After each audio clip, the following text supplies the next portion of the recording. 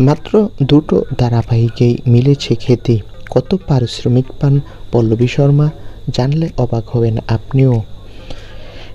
টিভির পর্দায় নিমফুলের মধু ধারাবাহিকে পর্ণা দত্তের চরিত্রে অভিনয় করে দর্শকদের মন জয় করেছেন পল্লবী শর্মা। তবে এই জনপ্রিয়তা তার ছোট পর্দার প্রথম দিন থেকেই আসে না। আগে কে আপন কে পর ধারাবাহিকে জবা চরিত্রে অভিনয় করার সময় পল্লবী মাত্র 20,000 টাকা পারিশ্রমিক পেতেন। এরপর দীর্ঘ বিরতির পর নিমফুলের মধু ধারাবাহিকে পর্ণার চরিত্রে কাজ শুরু করলে পারিশ্রমিক বেড়ে দাঁড়ায় আনুমানিক 1,70,000 টাকা।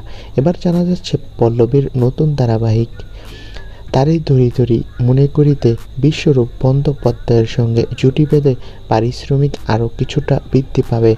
মাত্র দুটো ধারাবাহিকেই খ্যাতি পাওয়া এই অভিনেত্রী এখন বিনোদন জগতে নিজের অবস্থান দৃঢ়ভাবে তৈরি করেছে।